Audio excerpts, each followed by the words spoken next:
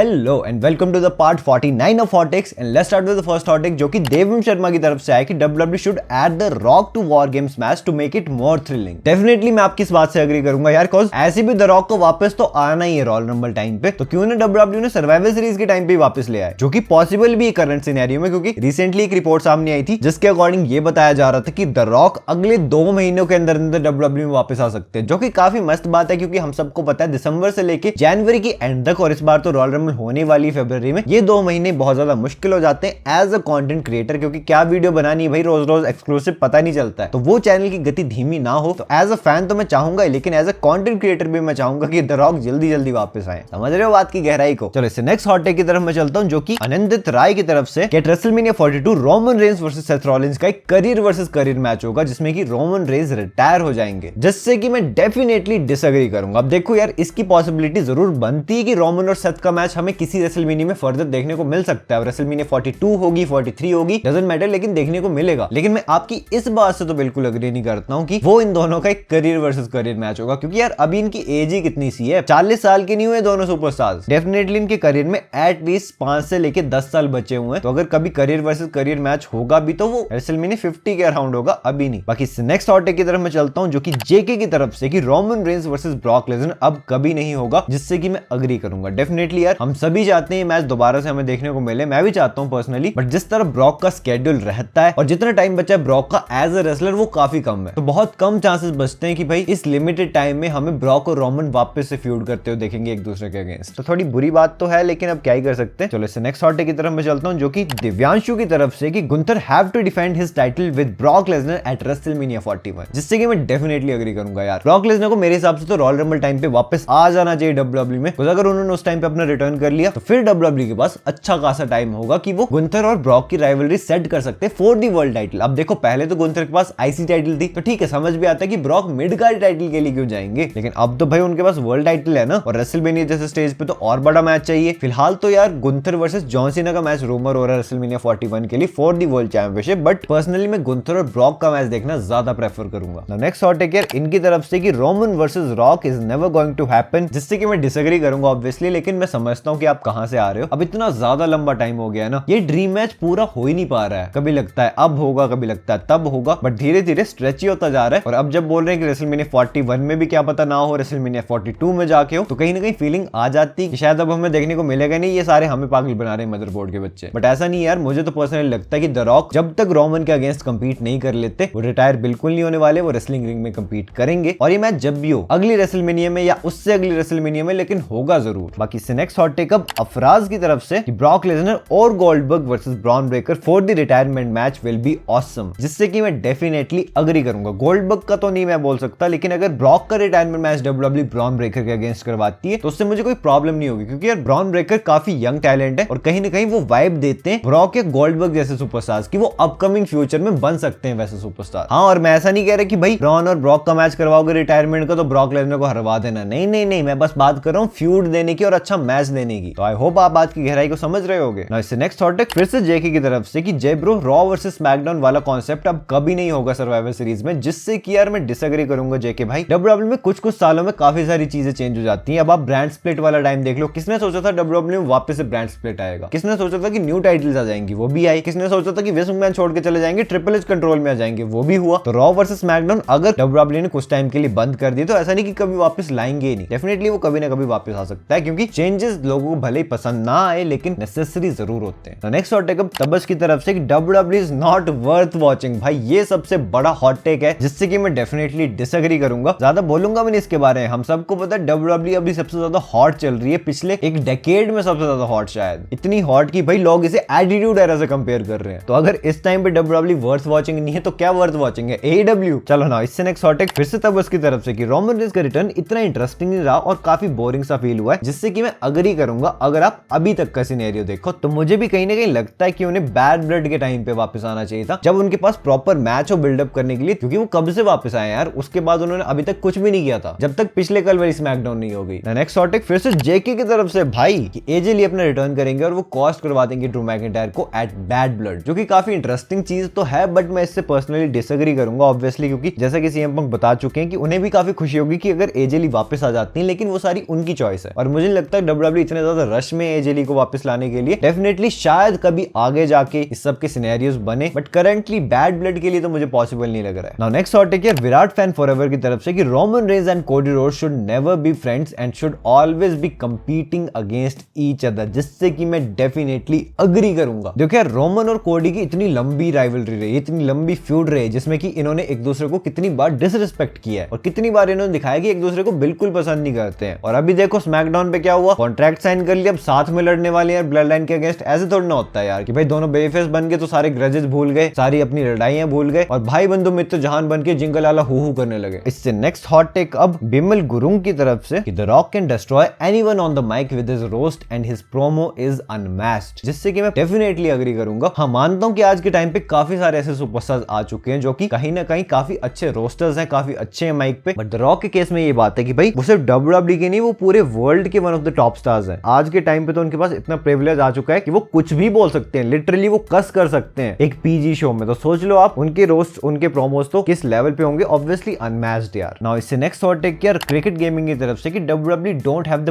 Budget to build stages. नहीं यार, ऐसा तो बिल्कुल नहीं है, मैं पर्सनली डिसएग्री करूंगा। इतना बजट तो होता है भाई उनके पास की स्टेज बिल्ड करवा सके, लेकिन अब आपको पता है रॉ स्मैकडाउन उन्हें हर हफ्ते करवानी पड़ती है और आजकल उनके प्रीमियम लाइव इवेंट्स भी अलग अलग कंट्रीज में जाके होते हैं और लाइव शोज वगैरह तो चलते रहते हैं WWE के, तो इसकी भी टाइम काफी कम बचता है WWE के पास, क्योंकि आपको पता है कि अगर उन्हें स्टेज बिल्ड करना है तो कंस्ट्रक्शन काफी पहले से शुरू करवानी पड़ती है। वो हेक्टिक चीज WWE को बार बार ना करनी पड़े, शायद इसलिए WWE आजकल सिर्फ LED स्क्रीन का यूज करती है। बजट का कोई इशू नहीं होता। नाउ इससे नेक्स्ट हॉट टेक है रमेश कुंतल की तरफ से कि LA Knight is the rock of this era. भाई साहब, ये भी आज का बहुत खतरनाक हॉट टेक है। डेफिनेटली मैं इस बात से डिसएग्री करूंगा। मैं क्या, मुझे लगता है हर कोई डिसएग्री करेगा। बताओ यार कमेंट सेक्शन में, LA Knight आपको रॉक लगते हैं इस एरा के? हो ही नहीं सकता भाई। अगर किसी की आवाज द रॉक के साथ मैच कर जाए तो इसका मतलब ये नहीं कि भाई वो द रॉक ही बन जाएगा। उसके लिए वो ऑरा चाहिए, वो स्किल्स चाहिए। द रॉक के लेवल पे पहुंचने के लिए अभी भी उन्हें कम से कम भी 2312 साल तो लगेंगे। एंड नाउ आज का लास्ट हॉट टेक है जिग विक्स की तरफ से कि कोडी रोड्स का टाइटल रेन इतना भी बुरा नहीं है। ये बुरा इसलिए लग रहा है क्योंकि फैंस रोमन रेंज को ज्यादा मिस कर रहे हैं, जिससे कि मैं डेफिनेटली डिसएग्री करूंगा। भाई देखो यार, ये वो टाइम नहीं जब हम डिफेंड करें कोडी रोड्स का रेन की यार नहीं यार, ठीक ठीक तो है भाई, नहीं अच्छा लग रहा है, एडमिट करने का टाइम आ गया है। एजे स्टाइल्स के साथ एक उनकी लौती फ्यूड रही जिसमें कि मेरा पर्सनली इंटरेस्ट आया था, वो भी काफी प्रेडिक्टेबल, लेकिन फिर भी यार कुछ तो स्टोरी थी। अब लोगन पॉल के अगेंस्ट मैच उनका हुआ, केविन ओवेंस के अगेंस्ट उनका मैच हुआ, कोई मतलब नहीं बना उन मैचेस का। उसके अलावा जितने भी मैचेस कोडी रोड्स ने अभी तक अपने टाइटल रेन में दिए हैं, सारे के सारे ब्लड लाइन के अगेंस्ट हुए हैं, जिससे कि क्लियर बात पता लगती कि भाई अगर ब्लड लाइन के अगेंस्ट उनकी स्टोरी ना चलाओ तब तक बंदे की स्टोरीज में इंटरेस्ट आता ही नहीं है। ऐसे कैसे चलेगा यार। बाकी यार यही थे आज के हॉट टेक्स। अगर आपका हॉट टेक पिक हुआ, congratulations. Next hot take part 50 होने वाला है हॉट टेक सीरीज का हमारी, so stay tune for that. क्या पता उसमें पिक हो जाए। बाकी अगर आपने मेरी लास्ट वीडियो देखी थी जिसमें कि मैंने कुछ ऐसे मैचेस बताए थे जो कि कभी न कभी हो चुके हैं, लेकिन फैंस काफी पागल हैं वही मैचेस दोबारा से देखने के लिए, वो कौन से जाना तो यार ये रही वीडियो आपके सामने, से जल्दी क्लिक करो और देख लो। एंड मैं मिलता हूं आपसे अपनी नेक्स्ट वीडियो में एक बहुत ही इंटरेस्टिंग टॉपिक के साथ। So until that time, this is जय